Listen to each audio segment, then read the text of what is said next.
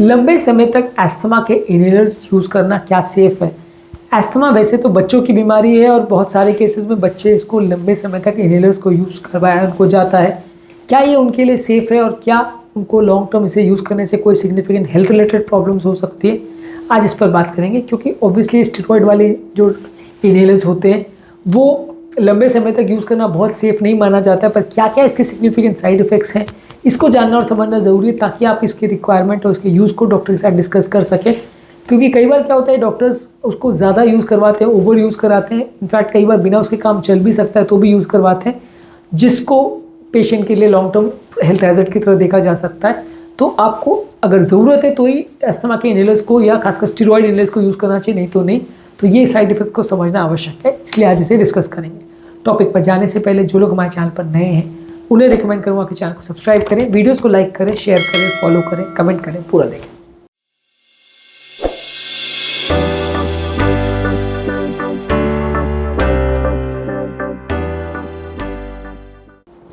सबसे पहले स्टेरॉइड्स के काफ़ी सिग्निफिकेंट साइड इफ़ेक्ट्स होते हैं। ज़्यादा मात्रा में स्टेरॉइड अगर आप इनहेलर्स लेते हैं तो मुंह में फंगस के इन्फेक्शन होने का चांस, आपकी आवाज़ के चेंज या होर्स हो जाने का चांस, गले में खराश या इरिटेशन होने का चांस, और क्योंकि ये आपकी इम्यूनिटी को कम करता है तो श्वास की नलियों में इन्फेक्शन होने का चांस बढ़ जाता है। बहुत ज़्यादा मात्रा में जब आप स्टेरॉइड्स लेते हैं तो वो बॉडी के अंदर भी अब्जॉर्ब होता है, जिसकी वजह से लॉन्ग टर्म साइड इफ़ेक्ट्स भी हो सकते हैं। तो स्टेरॉइड्स जो है अगर सिर्फ श्वास की नली में जाए तो कंपैरेटिवली थोड़े सेफ है, लेकिन फिर भी वो काफ़ी प्रॉब्लम्स कर सकते हैं। बॉडी के अंदर अगर अब्जॉर्ब हो जाए तो वो और ज़्यादा नुकसानदायक है, जिसके लिए आपको लॉन्ग टर्म प्रॉब्लम्स आ सकती है। तो इसलिए स्टेरॉइड्स लंबे समय तक यूज़ करना बहुत अच्छा नहीं है, साइड इफ़ेक्ट्स काफ़ी हैं। इसके अलावा लंबे समय तक अगर बच्चों में अगर आप स्टेरॉइड्स यूज़ करते हैं तो बॉडी के जो ग्रोथ हार्मोन्स है उसको सप्रेस कर सकता है, जिसकी वजह से आपका बच्चों का हाइट बढ़ना रुक सकता है या कम हो सकता है। तो यदि आप स्टेरॉइड्स लंबे समय तक बच्चों को दे रहे हैं तो उनकी हाइट की प्रॉपर मॉनिटरिंग करिए कि वो प्रॉपर ग्रोथ उनका बच्चे का हो रहा है कि नहीं हो रहा। यदि नहीं हो रहा है तो फिर उसको प्रॉपर ध्यान देने की ज़रूरत है और दवाओं को चेंज करने की या स्टेरॉइड्स को बंद करने की आवश्यकता है, नहीं तो बच्चे को लॉन्ग टर्म हाइट का प्रॉब्लम हो जाएगा, या तो फिर उनको ग्रोथ हार्मोन के सप्लीमेंट्स या इस तरह की कोई चीज़ देने की ज़रूरत पड़ेगी यदि स्टेरॉइड्स कंपलसरी है तो इसलिए स्टेरॉइड्स बच्चों के लिए हेल्थ का प्रॉब्लम बन जाता है, उनकी ग्रोथ रुक जाती है, कम हो जाती है। इसके अलावा लंबे समय तक स्टेरॉइड देने से हड्डियाँ कमज़ोर हो जाती है, क्योंकि स्टेरॉइड्स आपके शरीर में जो बोन के प्रोटीन्स है उनको कम करता है और बोन्स में जो कैल्शियम जमा होता है उसको इरोड करता है, जिसलिए हड्डियाँ कच्ची हो जाती है, फ्रैक्चर्स के चांस बढ़ जाते हैं, हड्डियों में ऑस्टियोपोरोसिस करके एक डेंजरस बीमारी हो जाती है, जिसकी वजह से आपके उम्रदराज पेशेंट्स में या कई बार लंबे समय तक बच्चों को भी देते हैं तो हड्डियाँ कच्ची होती है, फ्रैक्चर्स या चोट लगने के चांस ज़्यादा होते हैं। डेंजरस फ्रैक्चर्स छोटी छोटी इंजरी में भी ज़्यादा हो जाते हैं क्योंकि हड्डियाँ जल्दी टूटती हैं। तो हड्डियों को आपके कमज़ोर करता है, कैल्शियम उनमें से हटाता है। इसके अलावा आपके बॉडी के जो इंटरनल एड्रिनल हार्मोन्स का प्रोडक्शन है उसको सप्रेस करता है। लंबे समय तक स्टेरॉइड लेने से आपके बॉडी का जो खुद का स्टेरॉइड बनाने का सिस्टम है वो कॉम्प्रोमाइज़ हो जाता है, क्योंकि बॉडी का सिस्टम यही है कि बॉडी को नहीं समझ में आता कि स्टेरॉइड जो आ रहा है ये किस लिए बॉडी में डाला जा रहा है। बॉडी को लगता है कि हाँ स्टेरॉइड आ रहा है तो अंदर से स्टेरॉइड की ज़रूरत नहीं है। तो बॉडी का जो खुद का स्टेरॉइड है जो हार्मोन्स बनाने के लिए या बाकी सेल मेम्ब्रेन्स बनाने के लिए ज़रूरी है वो कॉम्प्रोमाइज़ हो जाता है, वो सप्रेस हो जाता है, जिससे आपको हार्मोनल इम्बैलेंस हो जाते हैं। एड्रिनल सप्रेशन होने की वजह से बॉडी में हार्मोनल एड्रिनल से जो बनते हैं उसकी कमी के सिम्टम्स आने लगते हैं, एडिसन डिजीज़ और इस तरह के प्रॉब्लम्स आने लगते हैं। तो ओवरऑल आपका हार्मोनल इम्बैलेंस हो सकता है यदि आप बाहर से बहुत ज़्यादा स्टेरॉइड लेते हैं तो। खैर वैसे जब तक आप स्टेरॉइड लेते रहते हैं तब तक ही साइड इफेक्ट्स उतने नहीं देखे जाते, क्योंकि बाहर का स्टेरॉइड काफ़ी काम कर लेता है, लेकिन जब स्टेरॉइड बंद होता है तो खुद का आपका हार्मोनल सिस्टम को वापस नॉर्मल में आने में टाइम लगता है। इसके अलावा जब कभी भी आप स्टेरॉइड सडनली बंद करते हैं, डिसकंटिन्यू करते हैं, तो सडन वापस एलर्जी के आने का चांस और सडन अस्थमा के सीवियर अटैक्स आने का चांस काफ़ी ज़्यादा होता है।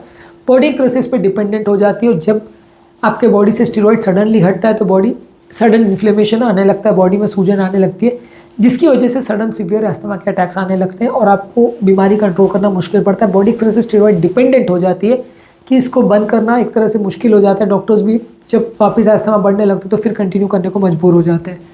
तो स्टेरॉइड एक तरह से डिपेंडेंसी क्रिएट करता है और लंबे समय में इसको छोड़ पाना बड़ा मुश्किल हो जाता है। इसको छोड़ते ही तुरंत अस्थमा के अटैक्स बढ़ जाते हैं, तो ये थोड़ा सा यूज़ करने के हिसाब से ख़राब है लंबे समय में।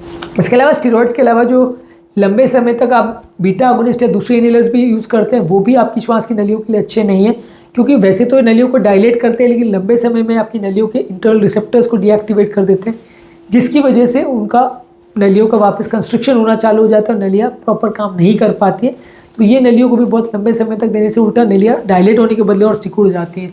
तो जो बीटा अगोनिस्ट वाले इनहेलर्स हैं जो अस्थमा के तुरंत रिलीफ के लिए दिए जाते हैं वो भी लंबे समय में बहुत फ़ायदा नहीं करते हैं, उल्टा नुकसान करते हैं। इसके अलावा ये सारे मेडिसिन में सबसे बड़ा प्रॉब्लम ये है कि इनसे एक तरह से टॉलरेंस डेवलप हो जाती है। ये मेडिसिन को लंबे समय तक आप लेते हो तो इनके रिसेप्टर्स एक तरह से डिसेंसिटाइज हो जाते हैं, काम करना बंद कर देते हैं, तो डोज और देना पड़ता है।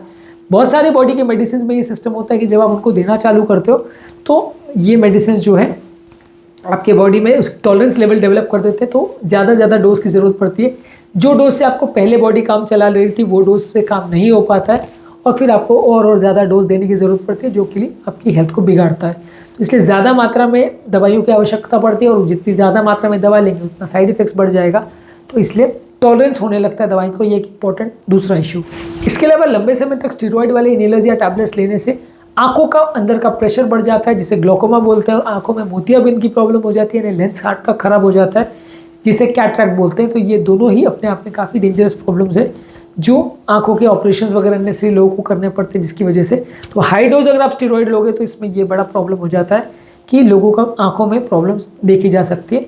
इसके अलावा अगर आप लंबे समय तक स्टीरॉइड्स खासकर इनहेलर्स लेते हो तो मुंह में फंगस के इन्फेक्शन यानी ओरोफेरेंजियल कैंडिडियासिस होने का चांस भी ज़्यादा होता है, जो कि अपने आप में काफ़ी गंदा भी होता है और उसकी वजह से भी आपकी हेल्थ बिगड़ने का चांस रहता है। ये कैंडिडा स्प्रेड भी कर सकता है, जो कि एक ख़राब चीज़ है। तो ये अपने आप में एक बड़ा इशू है कि कई लोग को फंगल इन्फेक्शन हो जाते हैं लंबे समय तक स्टीरॉयड के इनहेलर्स लेने से। इसके अलावा लंबे समय तक ये बीटा अगोनिस्ट और स्टीरॉयड्स अगर आप लेते हो तो हार्ट की हेल्थ के लिए भी अच्छे नहीं है। हार्ट में अलग अलग तरह के रिदम प्रॉब्लम से कर सकते हैं हार्ट की हेल्थ के लिए, हार्ट के हीलिंग के लिए भी अच्छे नहीं है। हार्ट में अगर कोई डैमेज वगैरह अटैक की वजह से हुआ हो तो उसमें जो हीलिंग होती है वो भी स्टीरॉयड से कॉम्प्रोमाइज़ हो सकती है। और ये बीटा अगोनिस्ट जो आप देते हो वह वैसे भी धड़कन की प्रॉब्लम्स करवा सकते हैं और अलग अलग तरह के हार्ट रिलेटेड इश्यूज़ कर सकते हैं। धड़कन से रिलेटेड पैल्पिटेशंस का जो प्रॉब्लम है वो काफ़ी बढ़ जाता है जब आप लंबे समय तक लोगों को बीटा अगोनिस्ट देते हैं तो ये हार्ट की हेल्थ के लिए भी लंबे समय तक इनहेलर्स का यूज़ करना अच्छा नहीं है। तो बेसिकली आज हमने बात करी कि अगर किसी को हम लंबे समय तक इनहेलर्स देते हैं, खासकर स्टीरॉयड्स वाले जो इनहेलर देते हैं, तो उसके सिग्निफिकेंट साइड इफेक्ट्स है और इनके यूज़ को अगर देना है लंबे समय तक और ज़्यादा फ्रीक्वेंसी से देना है तो प्रॉपर्ली डिस्कस करना आवश्यक है। इनको लाइटली नहीं लेना चाहिए, बहुत सेफ दवाई नहीं है और सिग्निफिकेंट साइड इफेक्ट्स हैं। यदि ज़रूरी है तो डेफिनेटली लेना है, पर कितना डोज में लेना है, कितने समय तक लेना है, ये प्रॉपर्ली आपको भी समझना ज़रूरी है और डॉक्टर से भी डिस्कस करना ज़रूरी है, नहीं तो अननेसेसरी प्रॉब्लम्स होंगी। उम्मीद करूँगा कि आज के टॉपिक में कुछ नई बातें जानने को मिली होगी। जो लोग हमारे चैनल पर नए हैं उन्हें रिकमेंड करूँगा कि चैनल को सब्सक्राइब करें, वीडियोज़ को लाइक करें, शेयर करें, फॉलो करें, कमेंट करें, पूरा लिखें।